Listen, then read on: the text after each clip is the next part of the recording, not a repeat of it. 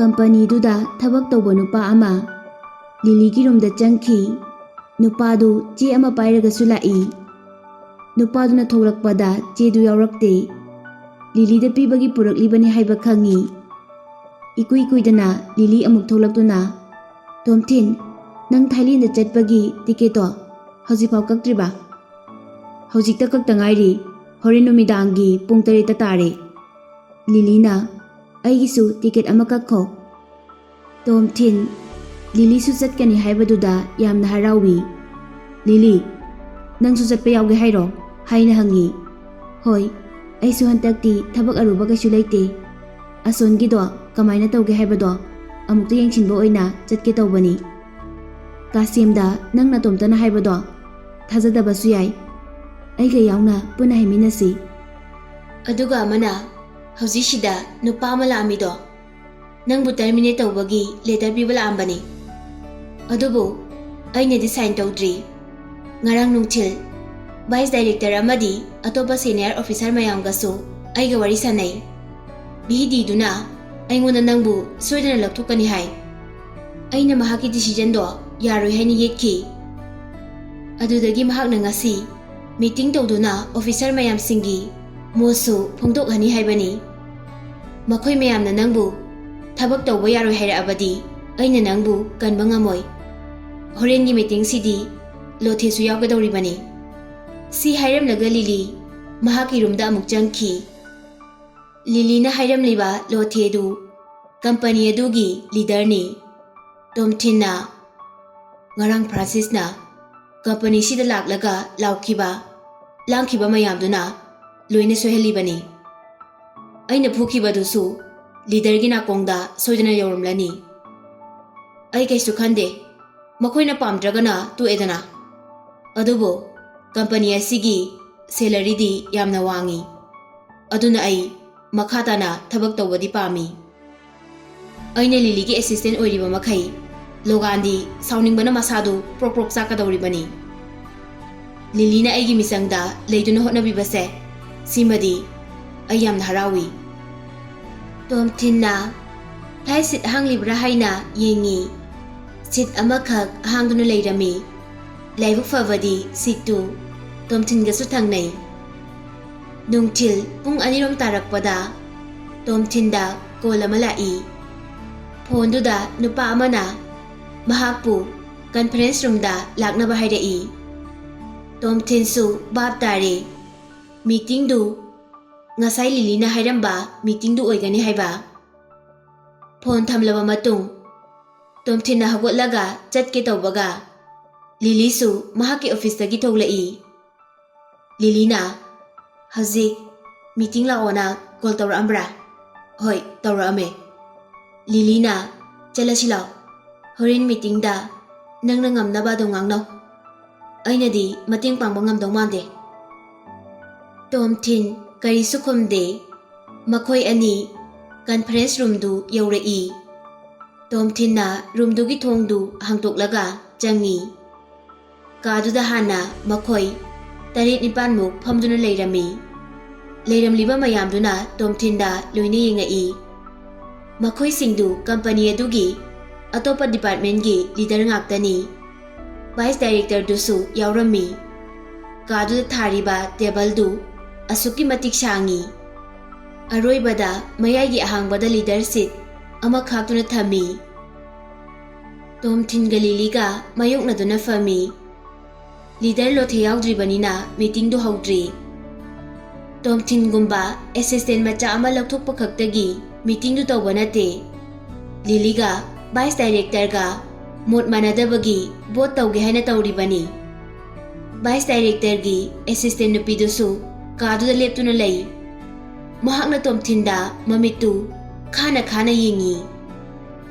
ꯂꯤꯂꯤ ꯅꯠꯇꯕ ꯑꯇꯣꯞꯄ ꯃꯌꯥꯝꯗꯨꯅꯁꯨ ꯇꯣꯝꯊꯤꯟꯗ ꯂꯣꯏꯅ ꯌꯦꯡꯗꯨꯅ ꯂꯩꯔꯤ. ꯇꯣꯝꯊꯤꯟꯅ, "ꯂꯤꯂꯤꯅ ꯚꯥꯏꯁ ꯗꯥꯏꯔꯦꯛꯇꯔꯒꯤ ꯃꯥꯌꯣꯛꯇ ꯂꯩꯕ ꯍꯥꯏꯕꯁꯦ ꯂꯣꯒꯥꯟꯒꯤ ꯃꯥꯌꯣꯛꯇ ꯂꯩꯕꯒꯨꯝꯕꯅꯤ. ꯃꯍꯥꯛꯅ ꯑꯩꯉꯣꯟꯗ ꯃꯤꯅꯨꯡꯁꯤ ꯂꯩꯔꯛꯂꯕ ꯃꯇꯝꯁꯤꯗ ꯑꯩꯅ ꯃꯍꯥꯛꯄꯨ ꯀꯩꯗꯧꯕꯒꯤ ꯊꯥꯗꯣꯛꯀꯅꯤ? ꯑꯩ ꯀꯝꯄꯅꯤꯁꯤꯗ ꯃꯈꯥ ꯇꯥꯅ ꯑꯦꯁꯤꯁꯇꯦꯟ ꯑꯣꯏꯈꯤꯅꯤ. ꯃꯁꯤꯅ ꯂꯣꯒꯥꯟꯕꯨ ꯁꯥꯎꯍꯟꯕꯇ ꯅꯠꯇꯅ mahakna thadakhiba paisa khudingmak luina manggadawribani.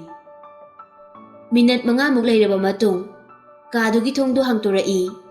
Miyai chelaba nupa ama changai. Makhoi mayam luina hagotnakhi. Tomthin su hagolai. Tomthin nupadu lothe oiramlani haiba khangi. Lothe su mahaki sitta famduna mayamdo phamo haina makhuna ingitawi. Lothe na meeting shida mila kadaba leiribra. Leitragadi haunaba tawrasi. Leitre haurasi haina kumai. Vice Director du wangangamdagi khanawdu lokhudoi. Hagolakduna Tomthin ngarang thokiba thawdoktu karaidagi thoklibano haibado mayek singna ta'o. Video dogi matangdasu pangadabani amata sithadana tamu. Tomthin su hagolakduna hoi amata sithadana ai loina haijage. Video dogi maramda pandringai mamangda Thailand gi BBT project phangkhibagi maramda hana haijage.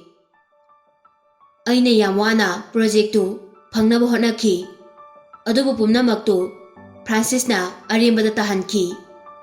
Aina amu Kasem amadi Francis makhoi anibu ge barda kauduna unahankhi. Masina makhoi anigi marakta khatnabagi maram ama oirakhi. Maram asinani aikhoigi company sina BBT gi project tu phangba ngamlise. Tomthin na wa ngangba hek loibaga Lothe na Tomthin na ngangliba mayamdu chumlabra haina Lily da hangi. Lily na sir hojik phawgidi mahakna hairise asumba ngaktani. Ai isamaksu ayambana thawdok khudingmak loina uhawi. Tomthin na wa makha satharaki tawbaga Vice Director na Tomthin nangna makhoi ani bu sauna handuna project to akhoina fangali haibadudi aisu yai. Adubu nangna migi privacy sokpa yaba video du namlibadu karigino. Tomthin na aina makhoi ani unahalido ge bardani. Makhoi ani ma ge oiramlabadi makhoi ani khatnaramdabasu yai. Adubu video du namlabadi aina Kasemda threaten tawduna project to akhoina fangnabani. Tomthin na ngangbadu taraga atoppa leiriba officer singdu makhoi masen murum sonei. Vice Director na Tomthin adumaina namthak tawduna project phangbagi sarukpudi lawdabani hena fai. Nangna tawriba thabaktuna nangse third class ki mine haiba takchei.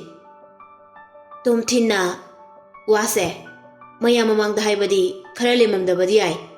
Aduboidi asingbadu hayo haibagi haibani. Thabaki position budi yamna wangle haibabu business haibasidi sengi lanfamni haibase khangdra male sarse. Aduna isu angamba thawna amadi loksin sijinaduna ngamnaba hotnabani.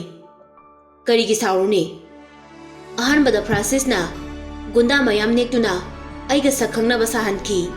Kasemgi amadi atopo officer mayamgi mamangda mahakna ludaba thabakse haurabanina ainasu lamansingba karisu akaiba leite haina khalli. Vice Director dudi saubana loire. Tomthin na ngangibadu taraga atopo officer kharadi makok nonthaduna nopasu yauri. Lothe di Tomthin da muna yingduna wakhal tawri. Vice Director na Tomthin project to akhoina phanglaba matung nangna video du internet ta amuk thadokli di karigino. Video do na project tu amuk manghan khibe ai hebasi nang khangdabra. BBT dagi supply pitharakpa lepkhrabadi nangna daita pumnamak puba ngamgadra. Tomthin na sir aina sohana haijakhrabani. Video do aina thagatpa nate haina logana thagatpani. Nakhoi logana haise kanano khangabra haina hangi. Makhoi mayamdu logan palakpaduda loina ngaknei. Hana masak loina khangnarami. Tomthin na makha amuk tarai. Aina leiriba ren adugi mapuda logana paisa piduna aigi phone yauriba video si copy tawkhibani. Aiga loganga hana mamangda yanakhidaba lei. Tomthin Nangna ngangneba khudingmak asumani haibadu khangnaba evidence leibam thoi. Evidence tu akhoida ulu. Ngasaidagi tumina leiramba Lothena. Tomthin, nangdi Loganga kari maramdagi yanakhidabano hayo. Tomthin, Lily da onthokduna yengai. Lily na haiganu haina Tomthin da sauna yengi. Tomthin na asingbadu hairaklabadi mipum khudingmangna makhoi ani nungsinai haina loina khanagidawribani.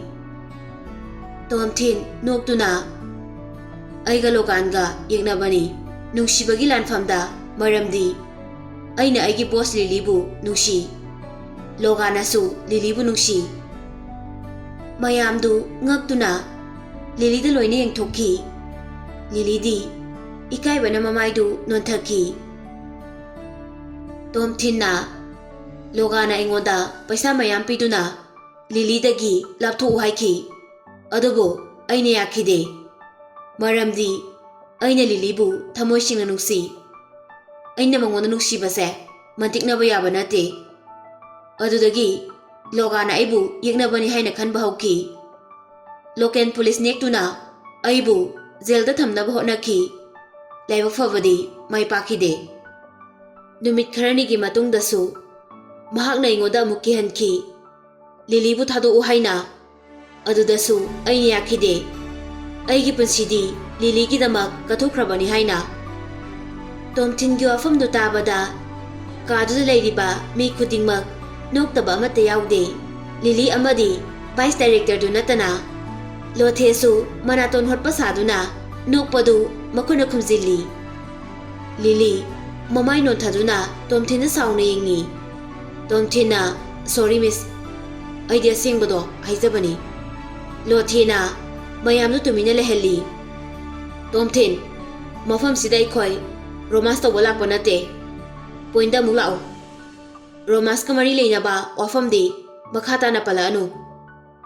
Tomthin na ngarang numidang khambana mangondagi phone laukibagi thokdoktu sugaina tai. Matamduda Lily gi phone da lama lai. Ikaiduna leiramba Lily du mapachare khanduna Lotheda call du paikhatpa yagadra haina hangi. Lothena paikhatlu haina sign tawrai.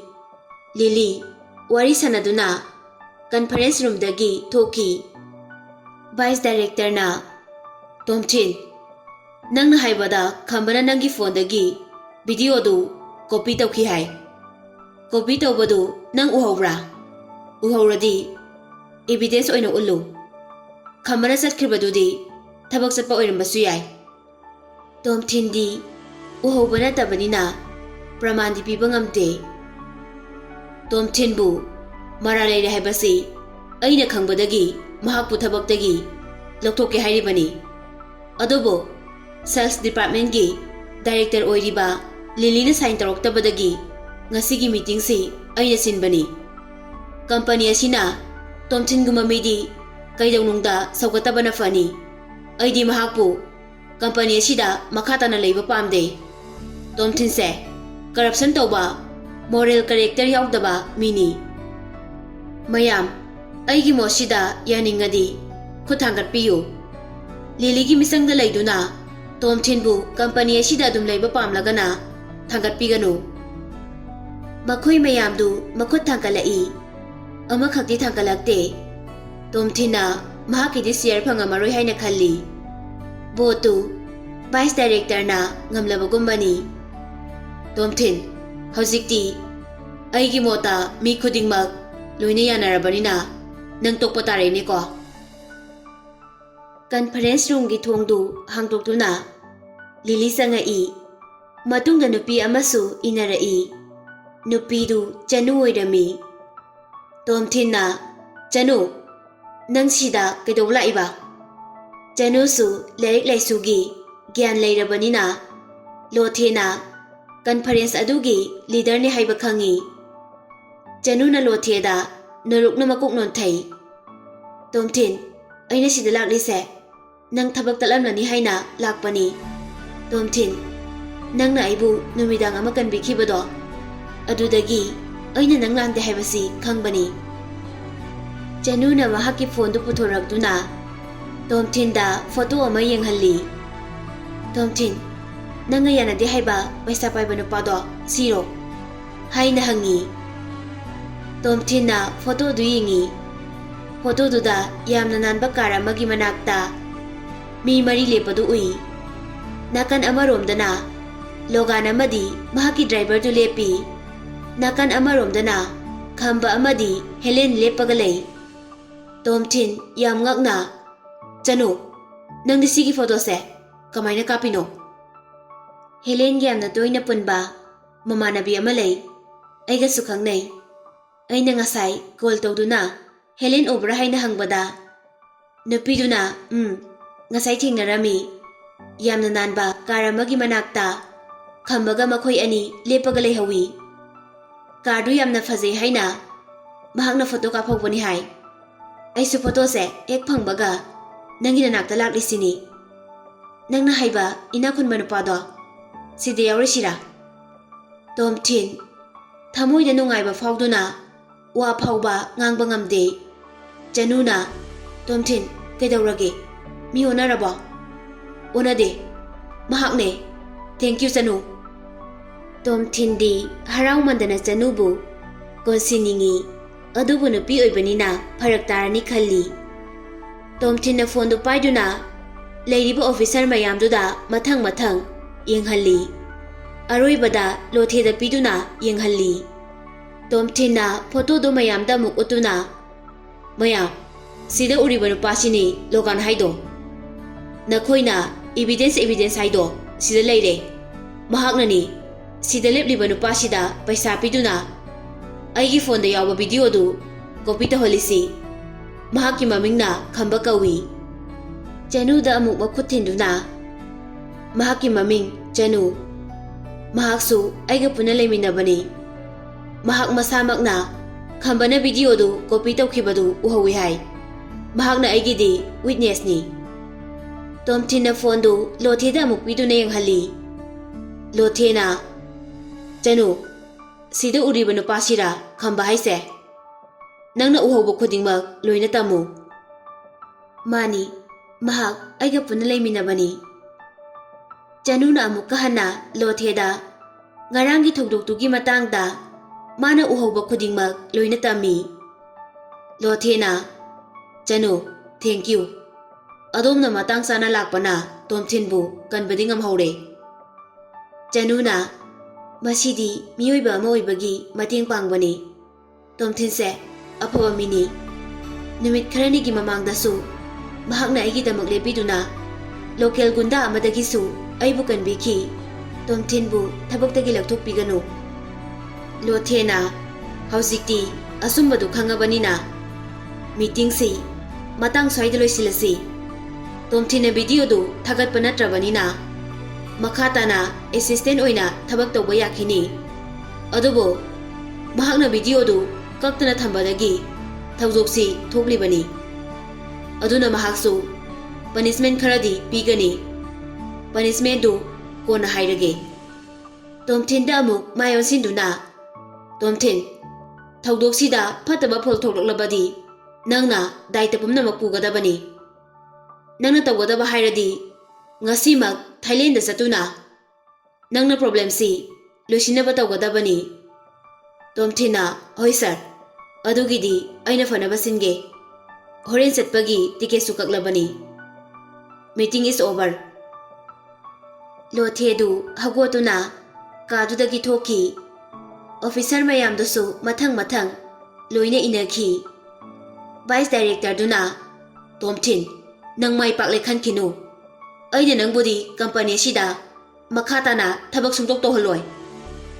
Assistant nupi dusu Tomthin da misina paisilami. Kaduda Tomthin Lily amadi Janu makhoi ahum di leiri. Tomthin thamoida harauba hemanduna Janu gi makhut paiduna handshake tawi. Aduga thank you Janu. Janu na welcome Tomthin. Sidi aigi takhom thokpani. Ai satlage nakhoi gi leader sing se wa ngangnabada yamna nungaite. Maru oina Lily se haina chiron tawi. Tomthin ꯂꯤꯂꯤꯗ ꯌꯦꯡꯗꯨꯅ ꯅꯣꯛꯁꯤꯜꯂꯤ꯫ ꯂꯤꯂꯤ ꯌꯥꯝ ꯁꯥꯎꯅ "ꯇꯣꯝꯊꯤꯟ, ꯅꯪ ꯍꯧꯖꯤꯛꯃꯛ ꯑꯩꯒꯤ office ꯔꯨꯝꯗ ꯂꯥꯛꯀꯗꯕꯅꯤ" ꯍꯥꯏꯔꯝꯂꯒ ꯆꯠꯈꯤ꯫